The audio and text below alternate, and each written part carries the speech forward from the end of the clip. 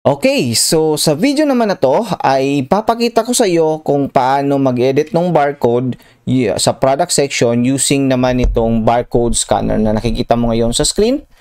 Okay, so let's begin first with this absolute. Paano ba yan ini-edit? So we're gonna open that one, and then sa baba is makikita mo na wala na yung barcode. Ayan, so walang barcode, ini-edit muna natin, and then you can now start scan. No, click mo tong scan, and then since wala tayong camera ngayon, kasi nga ang gagamitin natin is itong barcode scanner, then you can click this change scanner. Alright, and then use barcode scanner. And then i-check mo itong always use scanner to get to the barcode. Alright, so click mo yan para yan lagi ang lalabas. Hindi ka na mag-change scanner.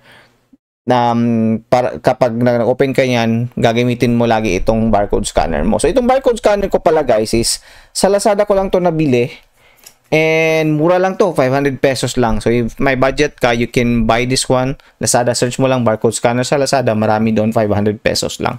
So very handy siya, umiilaw siya, and madali lang siyang gamitin. So we can now scan the barcode of this Wilkins. So ito yon. So, open lang yan. Ganyan lang. Then, you don't need to do anything about it. Then, scan mo na tong barcode na nandito ngayon sa Absolute Drinking Water. So, ayan. So, na-scan na kaagad. 082 yung last digit. So, 082. Tama. Yung barcode na to. And then, you can then, na-print. Then, you can, na kaagad? You can just print or save that product para maging okay na yan siya. Okay. So, save that one, and then edit naman tayo ng Milo para at least makumpleto talaga natin yung pag-edit niya. Okay, so drop down mo lang, then once you click the scan here, hindi na siya maglilipat pa ng iba, doon na siya palagi sa barcode scanner kasi nga chinek natin ito. Right, so scan natin yung Milo. Ayan, there you have it. Ang bilis, di ba? Iba kasi talaga pag may barcode scanner ka because mas mabilis compare sa webcam. So, ayan, update natin yung product na yan. And then lastly is yung Nova. Tingnan natin yung Nova na to. Ayan, nandyan sa baba. So, medyo mahirap lang no, kasi wala akong mouse ngayon. So, ayan yung Nova. I-edit natin. And then sa baba ng Nova, nandun yung barcode scanner natin. So, scan natin again. And then, this is the Nova. So, kung kaya siya ng camera, kaya din siya, o webcam, kaya din siya nito. Isang beses lang, di ba?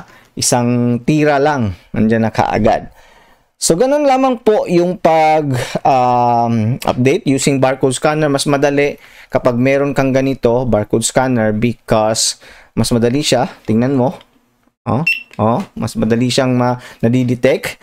And since finish na tayo ngayon sa paggamit ng cellphone, using cellphone pag-scan ng barcode and using the barcode scanner talaga. And again, if you have a budget, pwede mong bilhin ito na 500 pesos lang to sa Lazada. Mura lang. Kung may budget ka, then you can buy this one. If wala, pwedeng ito na lang pagtiyagaan mo yung webcam ng camera. Okay lang naman din yung webcam ng camera. Alright?